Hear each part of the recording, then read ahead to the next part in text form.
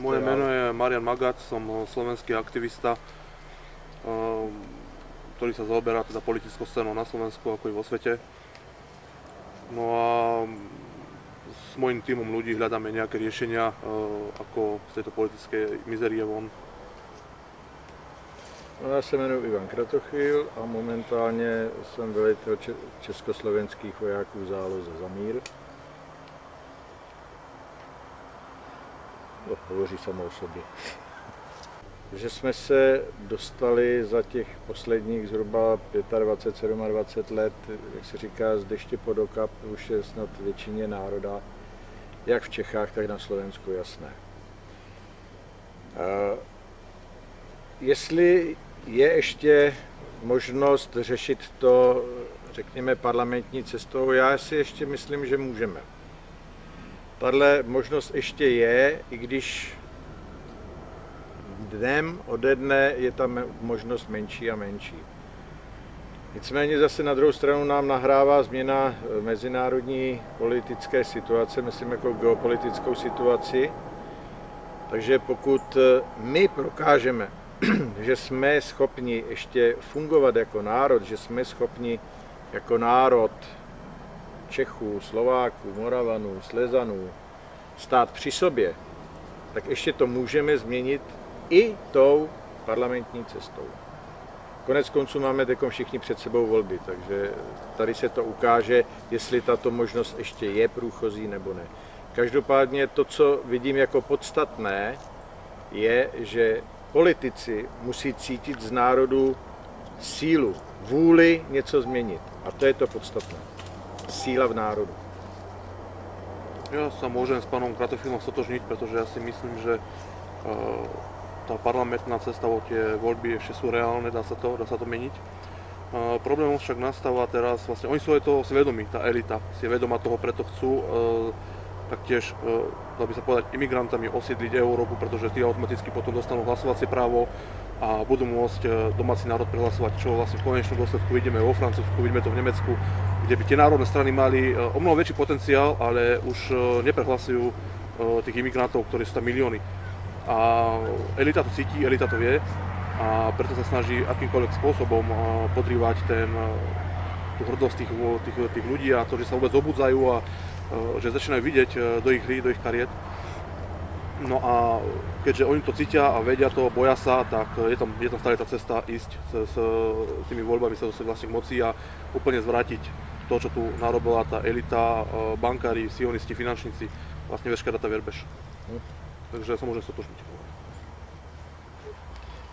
Mám dojem, že jste si pozvali špatný protihráče, protože zatím s ním souhlasím maximálně na 100%.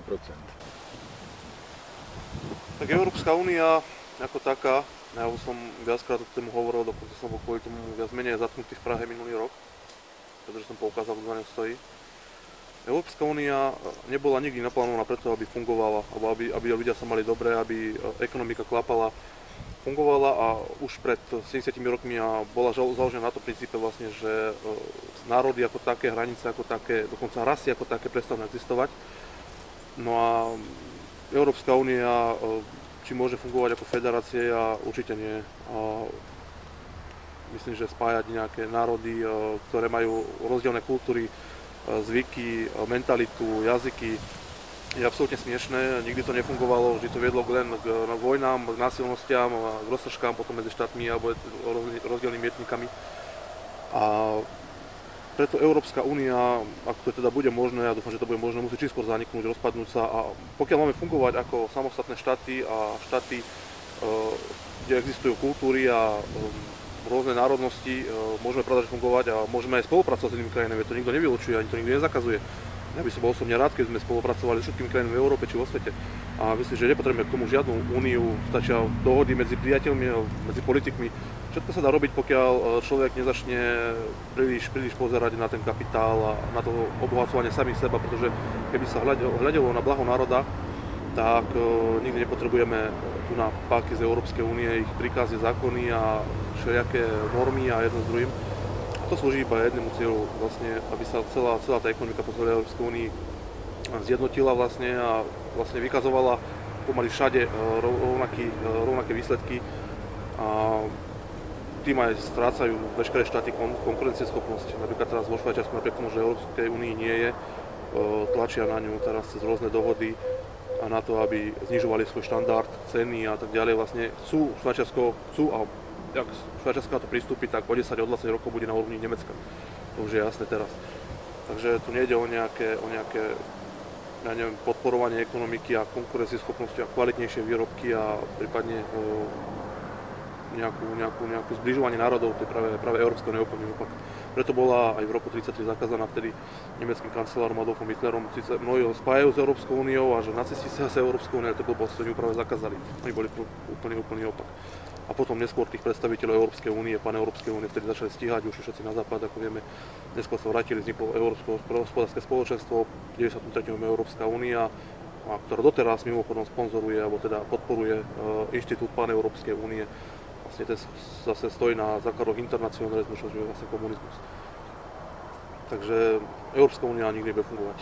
A rozpad pre blaho národov a ich zachovanie je viac ako nutný.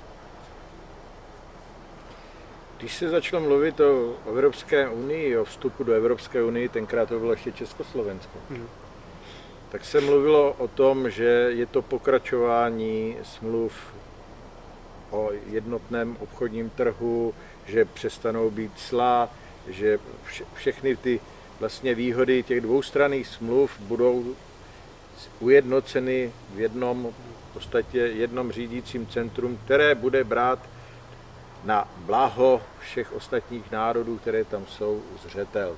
Takže to bude výborné pro všechno. Což je model, který je v historii prokázaný a funkční. Když si vezmete ruské impérium, to fungovalo na této bázi, protože vemte si, že to byla říše, kde informace od cara nakonec z říše šla 6 měsíců. To znamená, když tam došlo k nějakým nepokojům, tak 6 měsíců trvalo, než se car dozvěděl, že jsou nepokoje, a 6 měsíců trvalo, než přišla odpověď. A přesto ty lidi chtěli být součástí této říše, protože kdyby nechtěli, tak je tam nikdo neudrží při těchto vzdálenostech. Protože to šlo na principu toho, že každý národ má právo na svoji svébytnost, na svoji kulturu a jenom věci, které jsou výhodné řešit dohromady, se řeší dohromady. Takhle byla i představována Evropská unie a důsledek je naprosto opačný. Vemte si, že z našich zemí jsou v podstatě země ne druhé, ale třetí kategorie. Země druhé kategorie jsou Řecko a tyhle jižní země. A podle toho se s nimi zachází. Když se na to koukneme trošku z historického pohledu, tak v podstatě jsme v pozici otroků. I když otrok na rozdíl od nás měl nárok na 3krát denně stravu a měl nárok na bydlení. Což se koukněte, kolik lidí je dneska bez domova. Jo. Takže ano, bylo to prezentováno nějak a důsledek byl naprosto opačný. Takže zrušit. To je jediný schopný řešení, které nám podaří změnit zásadním způsobem náš stav a pomůže nám postavit se zpátky na vlastní. Ja práve rád hovorím o tej téme genetika, pretože gény sú veľmi dôležité, hovorí to o psychickej ako fyzickej spôsobilosti človeka. Gény to je vlastne rasa. Dnes hovoriť o rase je pomaly hovoriť ako o nacizme, dal by sa povedať, a každý si predtým zakrýva oči a pritom áno, dochádza ku degenerácii spoločnosti, objavujú sa čím ďalej častejšie genetické choroby a tak ďalej. Posúvajú sa tu ľudia z časti sveta, ktorí nie sú s našimi génmi ani kompatibilní, nemajú vlastne tie gény, ktoré nemajú čo hľadať v týchto končinách, sú prispôsobení na úplne iné životné podmienky. A vlastne tá genetická degenerácia je úmysel elít, pretože zdravý fyzicky a psychicky geneticky zdravý jedinec by sa nikdy nepoddal takýmto praktikám. A tu vlastne genetická degenerácia začína už prevýchovou, pretože gény sa dedia, ako ich zapisujú. Človek má novo nadobudnuté informácie, tie sa potom ukladajú do genov a ďalej sa dedia. No a tu už ďalej by som povedal, že tie elity došli do takého štádia, že médiami dokážu už dokonca degenerovať, nemusia už sa vlastne ľudia medzi sebou miešať s genetickým nevhodným materiálom, ale už cez ten psychický vplyv dokážu ľudia degenerovať. A toto oni potrebujú, pretože inak vinidi nad silným národom získali moc. Takže, a to isté sa týka kultúry. Ľuďom berú kultúru, nehovoria im odkiaľ sú, akí boli ich predkovia, čo ich predkovia dokázali, že môžu byť na to hrdí. Stále sypte si popol na hlavu a vy nemáte byť na čo hrdí a vy ste vrahovia. A toto sa stále našim ľuďom trepe do hlavu, pritom je to absolútna sprostosť, pretože keď si zoberiete, väčšinou tí, čo sa hrajú na obete, majú na rukách najviac krvi. Takto demokracii je. Bohužel ano. Já nejsem genetik, já v tomto směru nemám až tak vyhraněné názory, nicméně jedno je jasné. Neseme si v sobě geny svých předků, neseme si kulturu svých předků. To, co nám předali naše maminky, byl jazyk, mateřština. A jazyk v období vývoje, raného vývoje dítěte hraje obrovskou roli při formování šedé kůry mozkové. To už dneska je naprosto prokázané. Otcové nám dali řád, pořádek, zákony, hranice, meze, zvyky. Prostě to je to, na čem stavíme, s čím jdeme do světa a pokud neuspějeme, což je velmi časté, tak se máme kam vrátit a máme se o co opřít. Jsou to naše kořeny, o které se opíráme, aby jsme mohli jít dál a v podstatě rozvíjet i ten svět a připravovat to pro svoje děti. To je úkol v každém národě. Každý národ je trošku jiný. Možná to má souvislosti s tou genetikou. Vemte si, třeba cikáni jsou součástí českého národa 600 let určitě. Jsou specifičtí, jsou trošku jiní, nicméně dokázali jsme spolu žít. To není problém, ale nebylo to o tom, že se udělala jedna naprosto šedivá masa za těch 600 let, ale oni si udrželi svoji kulturu, udrželi si svoji tradice a prostě, když pochopili, že jsou v menšině, to znamená, že se musí přizpůsobit podmínkám, které jsou pro většinu normální, tak to bylo naprosto normální, řádné soužití, tak jak mělo být. Problém nastane, když někdo začne říkat, já jsem jiný a já, protože jsem jiný, tak chci být lepší, větší a vy všichni musíte na mě makat. Pak je problém.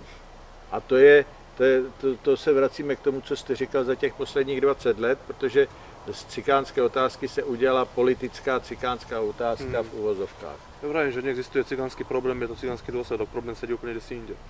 Problém je v tom, že někdo z nich začal dělat koloboj. V tom je problém. Jsme jedním ze slovanských národů, jak jedni, tak druzí. Víte, jak se řekne v germánských a v těch anglosaských jazycích Slovan? A jak se řekne otrok? Sláve. Sláve. Trochu je ale rozdíl v tom pravopise. Je v tom trochu rozdíl v pravopise, ale v podstatě je to totéž. A to už jsme zase zpátky u té genetiky, u těch v pozadí nevyslovených myšlenkách, na které ale stojí v podstatě civilizace jednotlivých národů. A když se potom koukneme do dějin našich národů, tak zjišťujeme, že v podstatě kdykoliv přišlo něco dobrého z této strany, tak to vždycky dopadlo špatně pro nás. Ano. Ať už se bavíme o germanizaci a dalších věcí. Ono, pokiaľ by som mohol, tak ono zase v nemčine je to zase inak, je to skláve, ale je to skoro to isté. Ale napriek tomu, pokiaľ viem, tak práve naopak slovanskí vojaci bojovali veľakrát za germánske kmene, takisto za Byzanciu, dobíjali, skoro úplne vyvraždili Ostrogotov, Slovania, takisto germánskych vandalov v Afrike, akože Slovania boli veľmi vážni bojovníci, dokonca strážili hranicu pred Peržanmi. Takže do otroctva boli, ale odkladkami boli Turkami napríklad vo veľkom, to boli sme určite. ale myslím, že počas stredoveku až taký otroctvo nepovedal. Nás hovoria o nás ako o holubičnom národe, pritom v minulosti sme boli jeden z najbojovnejších národov. Keby fakt sa naozaj slovanské kmene vtedy zjednotili, tak nemáme dobiť problém celý svet, to by dokonca Arabi sa nás veľmi bali. Takže tu ide skôr o to, že tu sa vládne teraz podľa pravidla rozdeľuj a panuj. Rozdeliť Slovanov, ten má hento, ten má toto, jeden na druhého závidíte si, bojujte medzi sebou, nebuďte jednotní, o to tu ide. Takže ide to hlavně o toto. A já jsem strašně rád, že jste řekl to, co jste řekl, protože to je věc, která je opravdu vytloukaná z hlavy slovanských národů. Ale kdykoliv se koukneme do dějin, když se dokázal národ postavit a našel si vůdce, kterému nešlo o peníze, ale o národ, tak jsme dokázali neuvěřitelné věci. Jo? To jsou, ať už vezmeme svobodovce, ať už vezmeme legionáře, ať vezmeme husity, jo, co mě teď zrovna napadlo v hlavě. Vždycky to bylo vzepětí národa. Vy jste, pane, to byla armáda, která vzešla z normálních lidí, kteří v životě nedrželi zbraň v ruce. A proti ním stáli rytíři, kteří od malinka, od dětství byli vychováváni v boji, v umění válečnickém. Takže to prostě bylo naprosto něco nesrozumitelné. Takže ano, v nás to je. V nás ta hlubočí povaha je, protože ona vyvěrala z té pozice té síly, z toho pocitu, my jsme dostatečně silní, my nemusíme na každého štěkat a vyhrožovat mu, protože my jsme dostatečně silní, my si vážíme toho, že prostě umíme bojovat. My jsme to uměli prokázat reálně, my jsme o tom nemuseli vykládat. My sme to dokázali. To sa politici boja, preto sú aj také tvrdé zákony napríklad proti zbraniam. Nemôžete si zbraň obstarať, lebo politici to vedia. Oni vedia veľmi dobre, že keď ľudia mali zbrane, tak by jednoho dňa povstali. Preto sú také vysoké tresty za zbranie. Napríklad v Rakúsku je to iba 1 rok alebo nejaká pokuta. A u nás je to 3 až 8 rokov, neviem ako to je v Čechách, to sú strašne tvrdé zákony na zbrane. No a napríklad politici v krajinách, kde sa nemusia ľudí báť zbrane dostať úplne bežne. Ale tu oni sa boja, pretože vedia, čo urobili, vedia, že zradili národ a že ďalej ho zrazať budú, pretože oni sa nedostali do politiky vlastnými silami a vlastným kapitálom. To im niekto zaplatil. A ten niekto teraz chce, aby im poukázali protislužbu za to, že sa môžu voziť na drahých autách, nosiť drahé hodinky, mať na určite niekoľko miliónov. Tento ich tam teraz dostal, chce protislužbu. No len problém je v tom, že ten, ktorý to chce, by sa do politiky nikdy nedostal, pretože ľudia by nevolili cudzí element. Oni budú voliť iba niekoho z vlastných, preto dosadili Čechov na tieto pozície, zaplatili im drahé kampane a dostali ich tam, kde sú žijúci v Amerike Soros a spolu, ktorý prekazateľne financuje rôzne politické subjekty, ako aj nepolitické subjekty v Európe a ovplyvňuje politickú scénu v Českej republike, ako aj na Slovensku. Práve toto sú tí ľudia, tí Chazari alebo tí sionisti, ktorí ovplyvňujú túto politickú scénu, pretože skrátka aj ich náboženstvo káže, že sú nadradení národ. Ja sa osobne nad nikým nenadraďujem. Aj to, že som napríklad inteligentnejší ako väčšina Černochov je fakt. Takisto ako je fakt, že väčšina Černochov sú skrátka rýchlejší ako ja. Ale to je tým, že sa vyvíjame v rôznych oblastiach a podnebiach a naše gény sú prispôsobené tomuto životu. Takže tu nejde o nadradenosť, keď je niekto chytrejší. Skrátka, ten Černoch je rýchlejší v Afrike, tam zase on je nadradený mne. Takže nie je to nadradenosť, to je len skrátka tí podmienky skrátka vyvinuli toho človeka, tie gény obohatili. Takže niekto sa nad nikým nepovyšuje, ale skrátka ide o to, že to, čo je naše, si chceme zachovať, cudzie nechceme. A hlavne problém týchto politikov, ktorí som teraz a ktorí ničia tú kultúru, je to, že sú to kapitalisti. Ľudia zaslepení peniazmi a zažratí.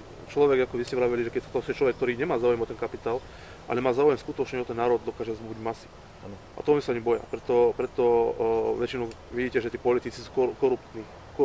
Každý jeden je korupný, kúpený. No samozřejmě, protože preto je ta politika, jaká je. Když si vezmete, že kampaň, aby měla šanci na úspěch, pro každého z nich znamená minimálně 1,5 milionu korun, tak to z normální výplaty žádný člověk nedá. Jo, takže to už od toho se to odvíjí. Nemluví o tom, že k tomu, aby se člověk dostal do médií, tak zase musíte si to jednak zaplatit, koupit. A na druhou stranu je, že protože média jsou soukromá, nikde není povinnost toho, že zrovna vy chcete kandidovat, že já jako majitel novin vás někam pustím. To znamená, zase tam musí být nějaká vazba. Hlavne pokiaľ nereprezentujete myšlienku toho majiteľa novín, tak sa tam nemáte šancu dostať, lebo ľudia si neuvedomujú, že každé médium má svojho majiteľa a každý majiteľ má svoje zmýšľanie, ako politické, tak aj finančné ciele a tak ďalej.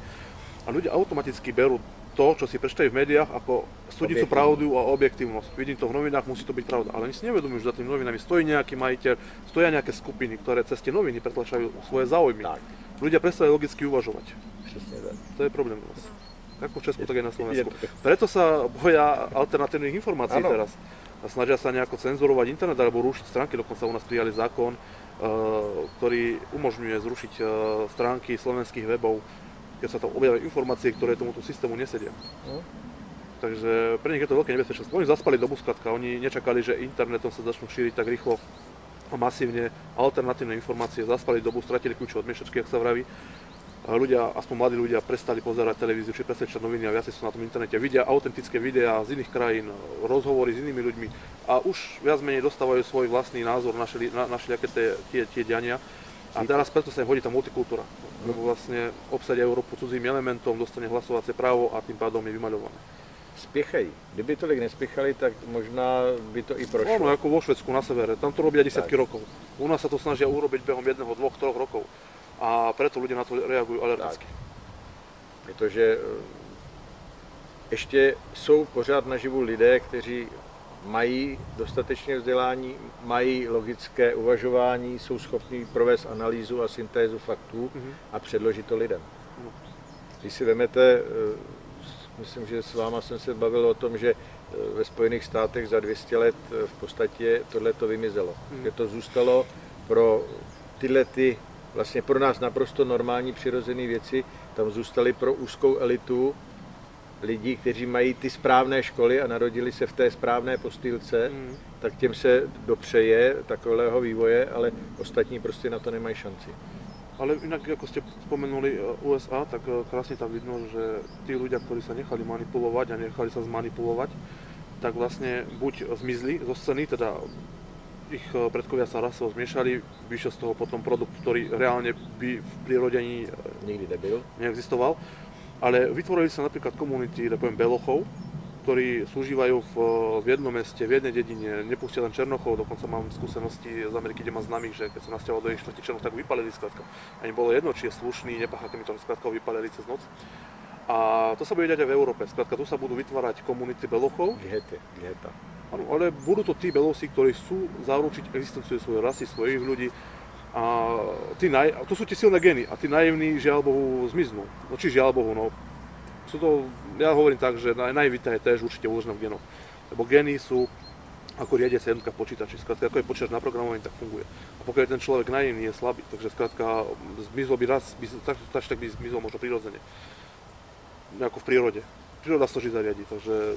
Ale je to smutné, pretože sú to naši ľudia, len sa nechali len tak oblachnúť.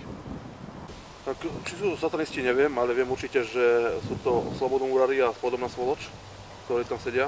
Väčšina z nich to, kedyska boli napríklad slobodomúrari, sa popierali, my neexistujeme, také čo neexistuje, teraz sú úplne oficiálni, tak ako sa popiera existencia iluminátov a tak ďalej. V minulosti sa popieralo strašne veľa spolkov a dnes vieme, že existovali.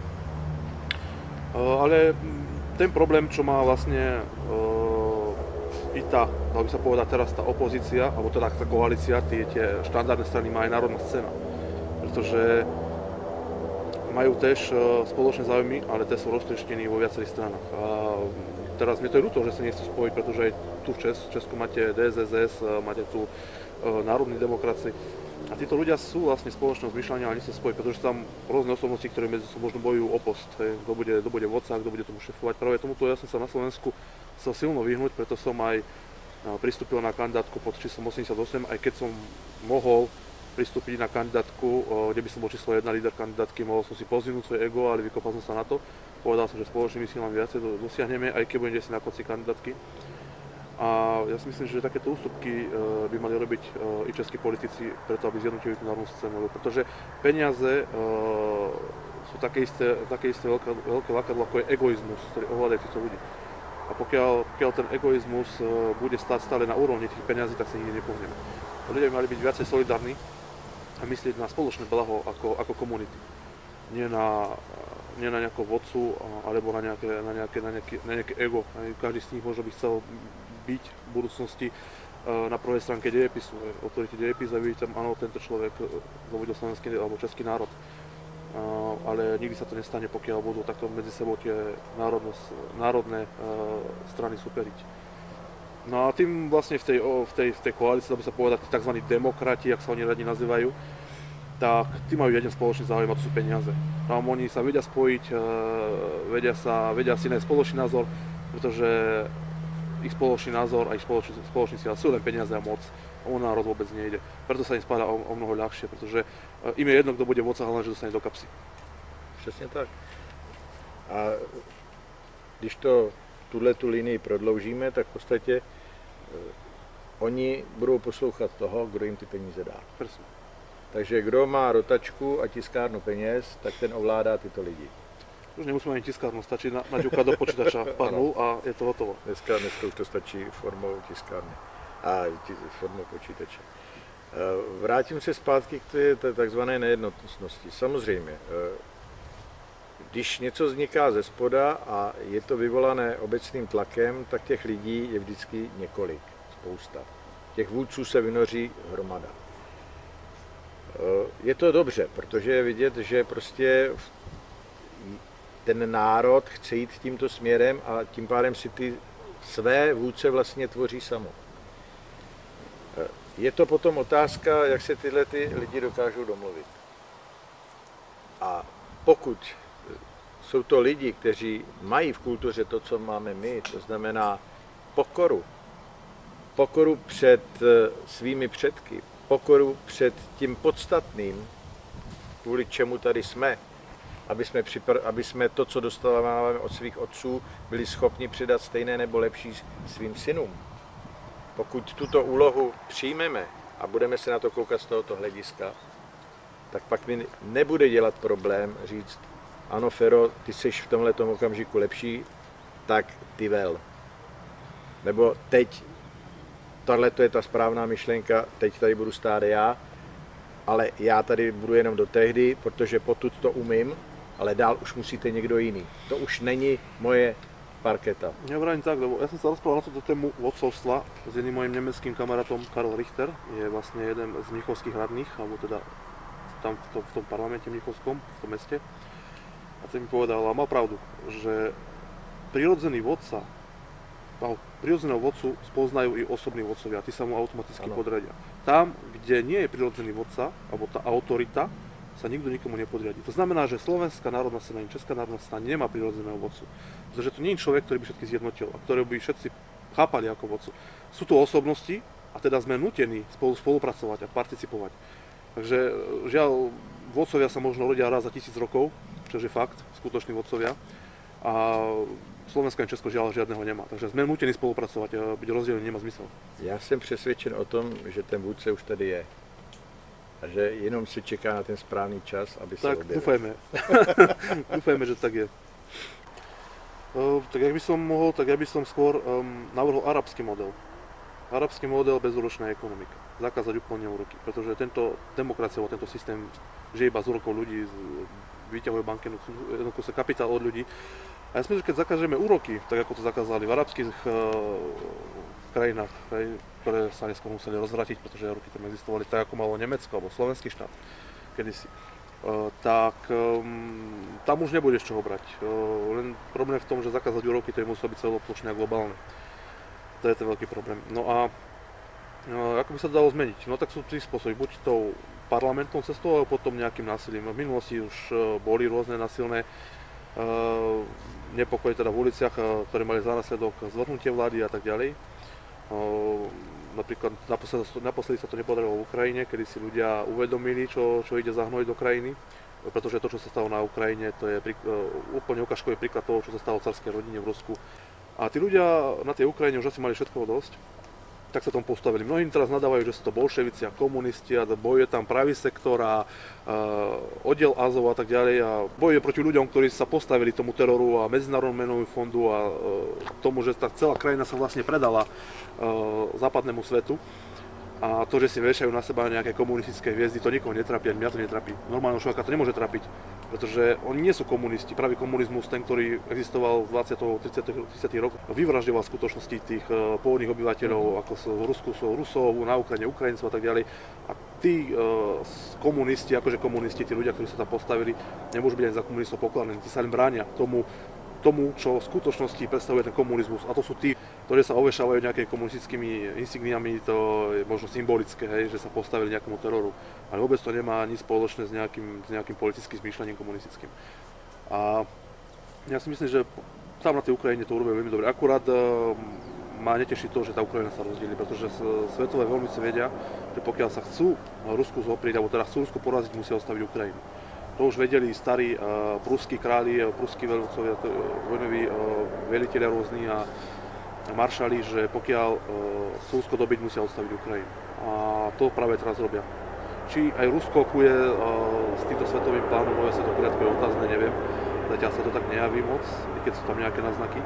Ale to odstavenie Ukrajiny už prišlo. Takže už len sa bude možno čakať, kedy dorazia Rusov. Možno sú tam nejaké možno aj tlaky alebo nejaké signály od Putina, že nechce moc ísť s touto svetovou elitou. Ťažko povedať, až tak do jeho hlavy nevidím, nie som žiadny telepát. Nechcem preto sa Putina zastávať, ani ho nejako ponižovať, alebo teda ukazovanie prstom. Všetko úplne čas. No a vravím, čo sa dá robiť? No už len národné vlády, ktoré zase všetko sprivatizované dajú do rúk štátu, je jedno ako cestou, pretože štát potrebuje vlastný kapitál, štát potrebuje tvoriť kapitál, potrebuje kryť svoju menu. Tým, že sa všetko sprivatizovalo a odišlo do zahraničia alebo na západ, sa rozkradlo vlastne. Štát nemá čím kryť menu, štát netvorí vlastný kapitál, štát sa nemá potom ani nejako postarať o svojich dôchodcov, o starých ľudí, takisto ako nemôže financovať zdravotnú starostlivosť, školstvo. Tu všetko si už ľudia budú platiť sami zo svojho, takže budú pracovať a žiť len preto, aby posledný deň v práci zomreli, tak či tak. Takže, a to je ten zubný symbol demokracie, ten kapitalizmus, alebo teda ten strieborný znak. Áno. Lebo otročina je vlastne pracovať za jedlo a bývanie. To sa robí. Človek si nič neušetrí, pracuje len preto, aby mal kde bývať a aby sa mohol raz za deň nájsť alebo 2 razy. To je vlastne otročina. A to je tá demokracia. Vlastne, lebo každý si myslí, že demokracia je niečo super, že je to slobodné. Nikdy to tak nebolo. V starí Grécii dokonca neexistovalo v starom Grécku všeobecné volebné právo.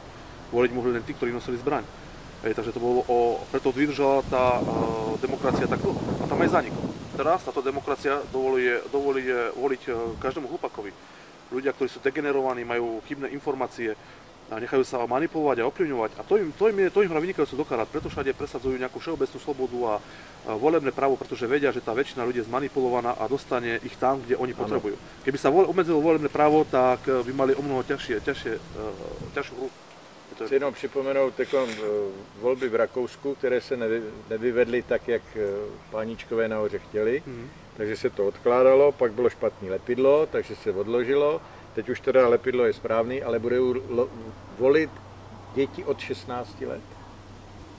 Tam posunuli věkovou hranici. No proč? To všechno prostě jenom výkřiky k tomu, aby ten prezident, který byl zvolen legálně, nebyl zvolen. Ale to napríklad vidíte to aj vynikajúco na tých imigrantoch, práve rakúske výsledky volieb, pretože vo Viedni žije 60% nepôvodného obyvateľstva. To znamená, že vo Viedni žije iba 40% pôvodných Rakúšanov. 60% sú imigranti a ľudia, ktorí tam vlastne nemajú čo hľadať. A tam vidíte, ako sa dá manipulovať s tou nedomácou, neinteligentnou väčšinou. A tam vlastne mal najväčšie výsledky ten marxista, alebo ten komunista, ten protikandidát. Myslím, že Hofer, alebo sa volá ten protikandidát do prezidenta. Takže to je aj cieľ tej multikultúry. Zaviesť tam ľudí a dať im hlasovacie právo a prehlasujte tých chytrejších, tých domácich a my si to budeme vládnuť, oni nám budú slúžiť. Přesně tak, k tomu to vede. I tunel, o kterém se vůbec nemluví, a to je Česká národní banka, která už po léta udržuje umělý kurz, který neodpovídá reálné výkonu ekonomiky, to nereálný kurz je udržovan uměle za naše peníze a tím jsou dále odčerpávány spousty peněz, které tam ani v té své statistice nemáte. Je to uměle schválně takhle postaveno. Takže ne, že s tím se dá něco dělat. S tím se dá dělat jedině to, že se naprosto změní systém, který tady v té republice je. Musíme se vrátit k modelu, kdy budou vládci zodpovědní svým voličům. Jednoznačně. bez toho, aby byli kryty imunitou a já nevím čím vším, to prostě je špatně.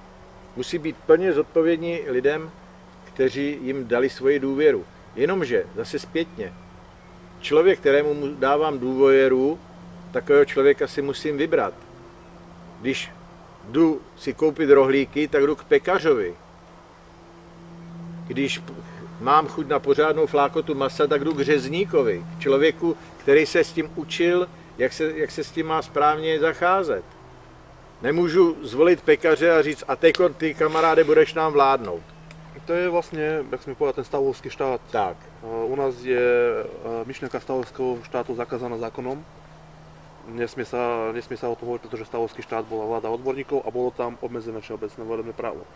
Teda mohli voliť len ľudia, ktorí mali vlastne šajnu o tom, čo sa vlastne v republike deje. A ktorí boli odborníci vo svojom fachu, ľudia, ktorí pracovali, platili dane a tak ďalej, povolači nesmeli voliť a to. A toto tomuto systému vadí a preto myšlienku stavovského štátu zakázali zákonom. A u nás dokonca však vlastne Slovenskú pospolitosť, prvú Kotlebovú stranu, zrušili na základe toho, že vlastne sa hlásila k stavovskému štátu. To ani nevím. No, takže tam preto zrušili vtedy. No. Ale je to logika věci. A samozřejmě, pokud oni budou zodpovědní a výsledky své práce budou předkládat svým voličům, takhle hlavu na talíři přinesou a teď mě hodnotě, vedl jsem vás dobře nebo špatně, pak to bude dobře. V okamžiku, kdy on tohleto dělá před nějakým cizím páníčkem, tak samozřejmě první, kdo na to doplatí, je národ. Áno, ten systém ide zmeniť, ale v tom prvom rade sa ľudia musia zmeniť sami. Teda na to, aby odstránili otroctvo, musia odstrániť to otroctvo samých seba. Tak. Pretože tak, ako sú ľudia dnes masírovaní a manipulovaní, to nemajú obdobie, na toto ešte nikdy nebolo. Pretože, povedzme si na rovinu, aj počas tých 30 rokov, kedy Nemecko sa chopilo k moci NSDAP, boli vždy dva prúdy. Boli komunistickí novinári a noviny a médiá a boli tam ešte stále nejakí nacionalisti alebo pozostatky, a boli ľudia, ktorí verili vtedy ešte monarchie, boli zaviazaní a tí tlačili vlastne druhý prúd informácií. O toto mal vtedy Hitler ľahšie. A potom prišlo médium, rádio, cez ktoré už úplne všetko dorazil. A my musíme dnes využiť práve ďalšie médium, a to je internet. Internet je médium budúcnosti. Už zabudnite na televízie, zabudnite na tlačené noviny a tak ďalej. Toto je všetko minulosť. Tu už to iba bezhodná studne peňazí, kde už nič nefunguje. Teraz je budúcnosť internet. A oni sa budú teraz snažiť, aspoň teda nasledujúce roky, internet tak podchytiť, aby sme tam už my nemali miesto nikde. A preto musíme čím skôr začať tlačiť na paky a zháňať aktivistov. Ľudia sa musia aktivizovať hlavne. Tí, čo veria tomu, čo hovoríme, sa musia sami angažovať, točiť napríklad videa, písať články a tak ďalej. Musia byť sami aktívni, musia byť sami za seba novinári. A oslovovať okruh ľudí okolo seba. Vtedy to pôjde všetko rýchlejšie a máme šancu zvrhnúť túto oligarchiu.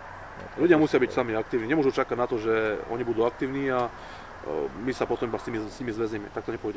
Neptej se, co národ může udělat pro tebe, ale zeptej se, co ty můžeš udělat pro národ. Presne tak. Kapitál musí ostať v zemi. To je prvé, čo musíme urobiť, pretože pokiaľ sa bude kapitál odlievať do zahraničia, tak to nikdy lepšie nebude. My musíme skrátka tú dieru upchať. Potom, ako sa začne kapitál odlievať do zahraničia, môžeme vytvárať vlastné podniky zase znovu, alebo teda buď skupovať, alebo teda zase znárodniť. Musíme to robiť presne tak, ako to robili oni nám. Skrátka nám to zobrali bez toho, aby ľudia rozhodli. Tak my to skrátka nevedeli dôvod, prečo by to my nemohli zobrať bez toho, aby... Lebo je to nehnuteľný majetok. Oni si neodnesú elektrárne, oni si neodnesú naše rieky alebo našu zem. Tam berou i naši vodu. No, ale to preto všetko znárodniť. Ja som za znárodňovanie, takže možno to znie tvrdo a komunisticky, ale inak to nejde. Znárodniť skrátka, znovu to dostať do područia štátu, ale zamestnať schopných manažerov, nie tých hlupakov, ktorí sa dosadili teraz za tie rodinky, schopných manažerov, prejsť na systém stavovského štátu, obmedziť volebné právo a začať spolupracovať s inými krajinami. A hlavne kryť vlastnú menu a kontrolovať ju. Bez toho to nepôjde. Kontrolovať vlastnú menu je veľmi dôležité, pretože pokiaľ nekontrolujete menu, tak vás kontroluje ten, kdo tu menu kontroluje. Takže v podstatě můžeme říct, že to zásadní a základní je Česká národní banka, aby byla opravdu česká, to znamená, aby se zodpovídala ze své činnosti české vládě, českému parlamentu, slovenská, nejlépe československá, protože tom spojením Československa dohromady, ať už to bude federativní, jakýkoliv spoje, z toho venkovního hlediska přinese obrovskou přidanou hodnotu. Ve světě nás pořád ještě vnímají jako jeden celek a opravdu je to dobře. To znamená, to je ten základ, že tudy utíkají peníze. Média. Vrátit zpátky média veřejnosti. To znamená ne, že jsou nezávislá tím, že jsou závislá na cizích penězích, ale budou nezávislá tím, že budou závislá na svém státu. A tam už se musí postavit jednoznačná pravidla, která budou hlídatelná, aby nedostali. Ono v istom smere treba cenzuru. Vždy. Lebo oni vlastne cenzurujú teraz naše myšlienky, aby neovplyvňovali ľudí, aby nezačali rozmýšľať. A my musíme potom, lebo národ je naivný. Takže v istom zmysle bude treba vždy cenzuru. Cenzuru pred tými škodlivými vplyvmi, lebo my musíme dovoliť, aby národ rastol. Já bych vás doplnil asi tímhletím způsobem. Jste otec, máte malé děti.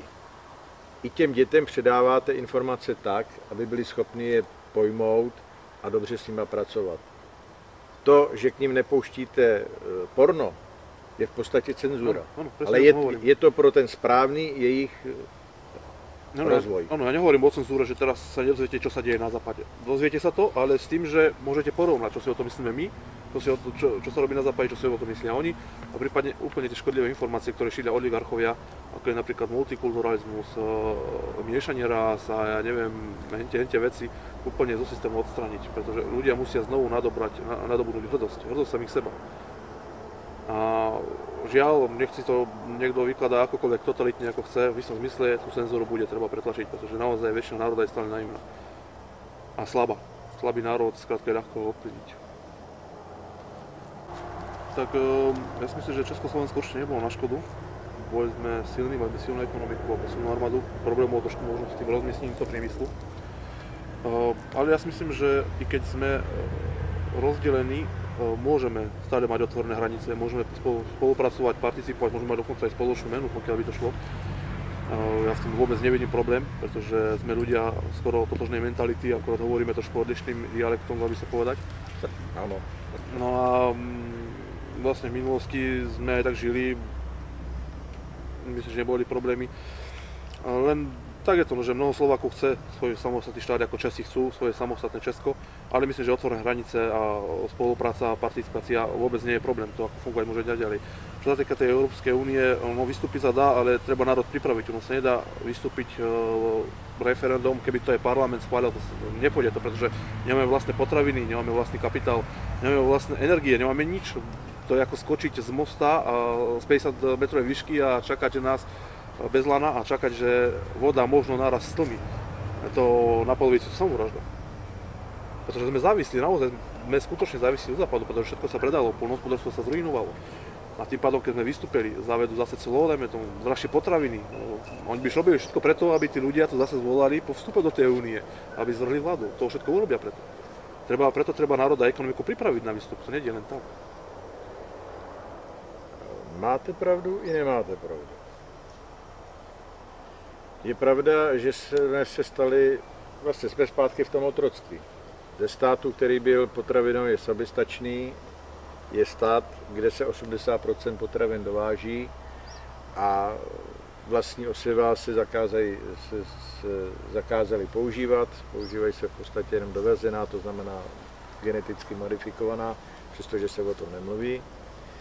Na většině orné půdy se stavějí nesmyslné hangáry, kde se překládá zboží a když už se nestaví hangáry, tak si tam pěstuje řepka, anebo se berou dotace za to, že se tam nic pěstovat nebude. Uměle se likviduje zemědělství, tak, abychom byli ekonomicky, hlavně potravinově závislí na svých páničcích. Vrátím se k otázce. Československo v prvorepublikových hranicích, to znamená včetně Podkarpatské Rusy, je ideální stát pro stabilitu Evropy jako takové. Z hlediska globálního, z hlediska vojenského. Byli jsme dostatečně ekonomicky, vojensky silní na to, aby každá, řekněme, mocenská agrese, která by vznikla v jakémkoliv státě v Evropě, jsme byli pro ní příliš velkým soustem. Z druhé strany svým tvarem jsme byli tak nevojenský, nebo jak bych to řekl, prostě špatně bránitelní, že to samo o sobě už zamezovalo jakékoliv naší agresi, protože prostě jsme byli schopni nás přištípnout kdykoliv. Jo? Když už zapomenu na ty hrdost národa, že národ, když se brání, tak má jinou sílu než národ, který útočí, protože ten se musí nějakým způsobem ideologicky zpracovat k tomu, aby vedl dobyvačnou válku. Takže Československo v prvorepublikových hranicích je pro Evropu v podstatě to, co ona potřebuje ke svému dlouhodobému stabilnímu rozvoji. Jazykově jsme v podstatě příbuzní, kulturně jsme příbuzní, tam nejsou žádné zásadní rozdíly. Já si myslím, že to je model, který je perspektivně dlouhodobě to ideální, co nás může potkat. Určitě, pokiaľ budeme sa vystúpiť, musíme sa spojiť. Tak. Bez toho to nepôjde. Pretože šanca na to, že sa potom neskôr z toho vylížeme, bez akýchkoľvek zranení, bude o to väčšia. To znamená, ale nielen my, to by museli byť potom federácia možno s Poliakmi, s Maďarmi. To už je zase potom... Se sousedama potom, samozřejmě.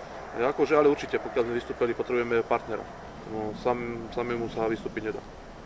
Takže určite Česko, ja si myslím, že bolo vynikajúci partner pre výstup z Európskej únie. Ale zase, je to o ľuďoch zase. Je to o lidech, ano.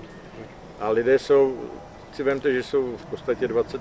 Teď před rozdělením Československa, jaká byla obrovská šílená masáž ze sdělovacích prostředcích, aby se to rozdělilo. V Čechách to nebylo tak strašný, jak to bylo na Slovensku. Já mám československou rodinu, takže já to mám v kostech, ten rozpad, který byl vedený. A vím, jaký mi to dělalo problémy, protože prostě my patříme k sobě. Je mi líto, patříme. Akorát určite bez hraníc dokážeme fungovať. To by nebol problém. Hej, rád si pozitoru. Tak ja som kedysi viac menej predsedal združeniu Zdor Kysuca, alebo teda Zdor Slovensko, boli sme trošku militantne založení, ako i politicky, my to mali trošku tak pomiešané.